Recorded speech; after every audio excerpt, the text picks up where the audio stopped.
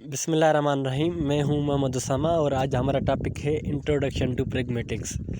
Introduction to pragmatics में हम सीखेंगे प्रैग्मेटिक्स है क्या, उसकी डेफिनेशंस जो डिफरेंट ऑथर्स ने दी हैं वो हम सीखेंगे, और प्रैग्मेटिक्स का स्कोप क्या है और उसकी इम्पोर्टेंस क्या है डेली कम्युनिकेशन में या लिंग्विस्टिक्स में, उसकी इम्पोर्टेंस क्या है, या दूसरे जो डिसिप्लिन्स में उसकी प्रैग्मेटिक्स में इम्पोर्टेंस क्या है, हम ये सीखेंगे। प्रैग्मेटिक्स पहले तो हमें ये जानना बहुत ज़रूरी है कि प्रैग्मेटिक्स है क्या। डिफरेंट ऑथर्स ने इसकी डिफरेंट डेफिनेशन दी है। पहली डेफिनेशन जॉर्ज यूल ने मैंने लिखी है कि the study of contextual information communicated by a speaker or a writer and interpreted by a listener or a reader. Means जो प्रैग्मेटिक्स होती है वो कॉन्टेक्सचुअल इन्फॉर्मेशन की स्टडी होती है। कॉन्टेक्सचुअल इन्फॉर्मेशन से क्या मुराद है? कॉन्टेक्सचुअल इन्फॉर्मेशन मीन्स जो भी बात हम कह रहे हैं वो कहाँ कह रहे हैं, इन्वायरमेंट जो होता है या किस सिचुएशन में कह रहे हैं, हम उसे कॉन्टेक्स्ट कहते हैं। मीन्स उसकी जो स्टडी होती है वो हम उसे कॉन्टेक्सचुअल इन्फॉर्मेशन कहते हैं। वो कॉन्टेक्सचुअल इन्फॉर्मेशन जो कम्युनिकेट हो रही है वो स्पीकर करता है या राइटर करता है, और किससे कम्युनिकेट करता है, लिसनर से या रीडर से। Means study of contextual information communicated by a speaker और राइटर। ऐसी कॉन्टेक्सचुअल इन्फॉर्मेशन की स्टडी जो कम्युनिकेटर, जो स्पीकर और राइटर कम्युनिकेट करे, और वो समझने वाला जो हो, वो जो लिसनर और रीडर उसको कैसे समझ रहा है, उसकी स्टडी को हम प्रैग्मेटिक्स कहते हैं। और दूसरी जो डेफिनेशन है वो चार्ल्स मॉरिस ने दी थी। चार्ल्स मॉरिस को प्रैग्मेटिक्स का फादर भी कहा जाता है, क्योंकि 1930 में इसने प्रैग्मेटिक्स वर्ड भी फाउंड किया था। इसकी डेफिनेशन उसके मुताबिक यह है कि the study of relations of science to their interpreter. Means science की मुराद से मुराद है कि जो वर्ड्स हम इस्तेमाल करते हैं किसी भी लैंग्वेज में, उसका रिलेशन क्या है, उसका ताल्लुक़ क्या है इंटरप्रेटर से। इंटरप्रेटर है वो उसको कैसे समझ रहा है, कैसे इंटरप्रेट कर रहा है, तो उसकी स्टडी को हम प्रैग्मेटिक्स कहते हैं। ये डेफिनेशन चार्ल्स मॉरिस ने दी थी। और the study of relations between linguistic forms and it's users, George Yule ने एक और भी डेफिनेशन दी है उसके मुताबिक कि रिलेशन क्या है, ताल्लुक़ क्या है। लिंग्विस्टिक फॉर्म्स से मुराद जो मीनिंग हो गई, लैंग्वेज की मीनिंग हो गई, लैंग्वेज के फीचर्स हो गए, उसका क्या रिलेशन है यूज़र्स से। यूज़र्स से मुराद की जो लैंग्वेज को यूज़ करता है वो लिसनर भी हो जाता है, वो स्पीकर भी हो जाता है, वो रीडर भी हो जाता है, और राइटर भी हो जाता है। मीन्स जो लैंग्वेज यूज़र है उसका क्या रिलेशन है लिंग्विस्टिक फॉर्म से, उसकी मीनिंग से, उसको हम प्रैग्मेटिक्स कहते हैं। और उसने आगे ये डेफिनेशन दी है कि ओनली प्रैग्मेटिक्स, ये लिंग्विस्टिक्स नहीं होगा, प्रैग्मेटिक्स होगा।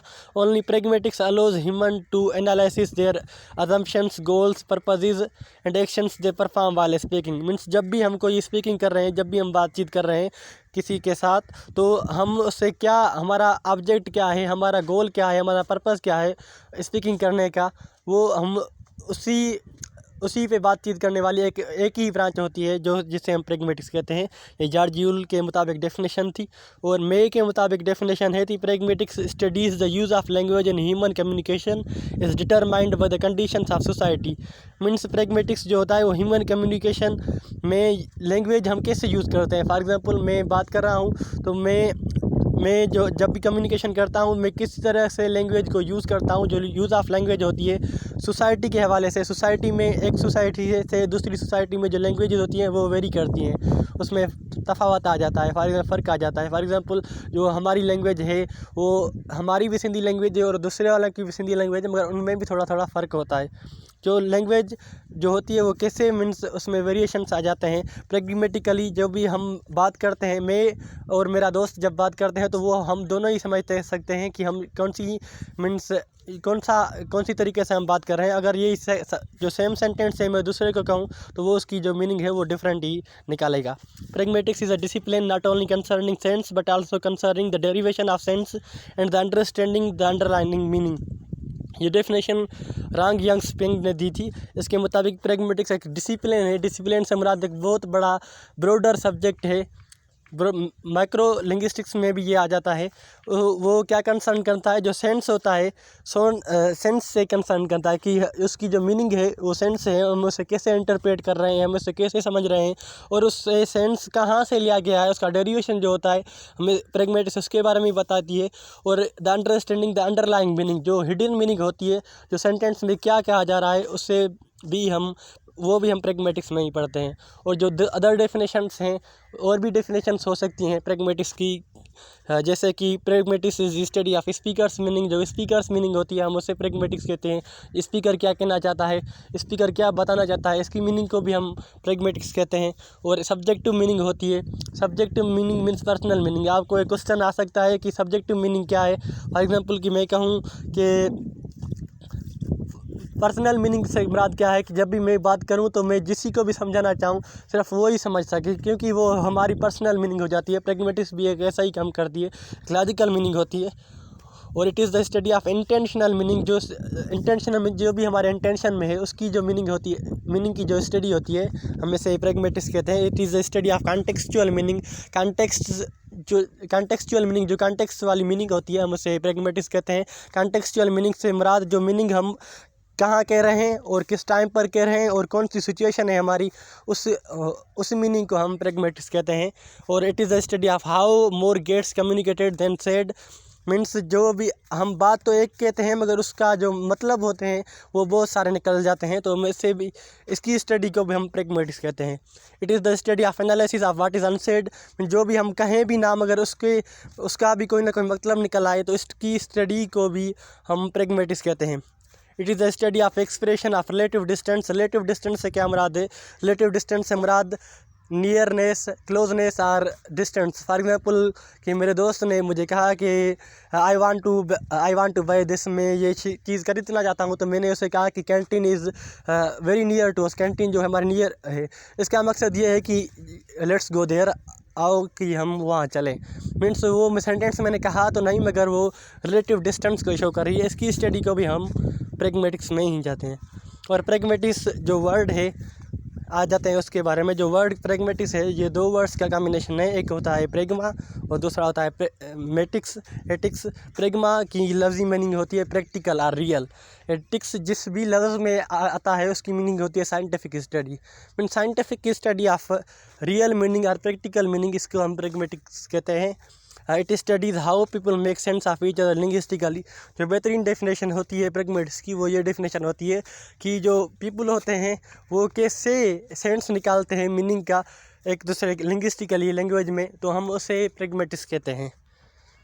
और दूसरा होता है इम्पॉर्टेंस ऑफ प्रेगमेटिक्स। इम्पॉर्टेंस क्या है प्रेगमेटिक्स की, it helps learners to avoid miscommunication and to communicate as they wish. जो ये लर्नर को अवॉइड मिसकम्युनिकेशन, जो मिसकम्युनिकेशन ना हो, हम कम्युनिकेशन अच्छे नमूने से कर लें, इसमें हमारी प्रेगमेटिक्स हेल्प करती है। To communicate as they wish, जो भी हम बात बता रहे हैं वो ही हम बात बताएं, इसलिए भी हम प्रेगमेटिक्स यूज़ करते हैं। We need pragmatics to understand how language is used in a specific context, means कौन से कॉन्टेक्स्ट में कौन सी लैंग्वेज हम इस्तेमाल कर रहे हैं, तो इसमें भी हमें प्रेगमेटिक्स बहुत हेल्प करती है। लैंग्वेज को अप्रोप्रिएट यूज़ करने में, मुनासिब तरीके से यूज़ करने में, सही तरीके से यूज़ करने में भी हमें प्रेगमेटिक्स हेल्प करती है। It is the study of hidden meaning, जो हिडन मीनिंग की होती है उसकी स्टडी को भी हम प्रेगमेटिक्स कहते हैं। जो मीनिंग ज़ाहिर न हो बल्कि उसमें हिडन जो मीनिंग होती है हम समझ जाएँ कि ये जो लिसनर है वो ये कहना चाहता है। फॉर एग्जांपल मैं टीचर है, मैम रुकैया ने मुझे कहा था Usama you have come very early, आज आप बहुत जल्दी आए हैं, तो इसका जो प्रेगमेटिकली जो मीनिंग होती है आप बहुत लेट आए हैं। टीचर कहता है ना कि you have come very early, बेटा आप तो बहुत जल्दी में आए हैं। तो जिस सिचुएशन में वो बात करती हैं या जिस तरीके से वो बात करती है तो इसका मकसद ये हो जाता है कि वो बहुत लेट से आई है। इंपॉर्टेंस क्या है प्रेगमेटिक्स की, the language would have little understanding of intention and meaning without pragmatics. अगर प्रेगमेटिक्स ना होती तो लैंग्वेज की एक लिटिल अंडरस्टैंडिंग होती, लैंग्वेज को कोई भी इतना ना समझ पाता, एक ही डायरेक्शन में मीनिंग होती। फॉर एग्जांपल मैं जो कह रहा हूँ उसका मकसद यही एक ही होगा। There would have been one direction of understanding the meaning in a language. For example एक सेंटेंस है, सेंटेंस में कह रहा हूँ कि I am feeling cold now, मुझे ठंड लग रही है। अगर ये सेंटेंस में मैं विंटर में कह रहा हूँ या किसी बर्फ़ानी इलाके में जा रहा हूँ तो उससे मैं ये जो एक डायरेक्शन इसकी मीनिंग की निकल कि मुझे बहुत ठंड लग रही है। अगर मैं ये सेम सेंटेंस बोलूँ एक एसी वाले रूम में, एयर कंडीशन रूम में, तो इसकी मीनिंग ये भी हो सकती है कि जो एसी है उसमें से हीट ज़्यादा करो और जो ठंड है वो उसे कम करो, इसकी ये भी मीनिंग हो सकती है। Their language would have been illogical and there had been no existence of pragmatics in a language। Language जो इलॉजिकल हो जाती है, उसका में उसमें कोई भी लॉजिक्स ना हो जाता अगर प्रैग्मेटिक्स की एग्जिस्टेंस ना होती। प्रैग्मेटिक्स के और भी बहुत यूजेस होते हैं सोशल लिंग्विस्टिक्स में, साइको लिंग्विस्टिक्स में, और दूसरे जो ब्रांचेस होते हैं उसमें भी प्रैग्मेटिक्स के बहुत यूज़ होते हैं। I hope you have understood. Don't forget to subscribe, like and comment. Thank you very much.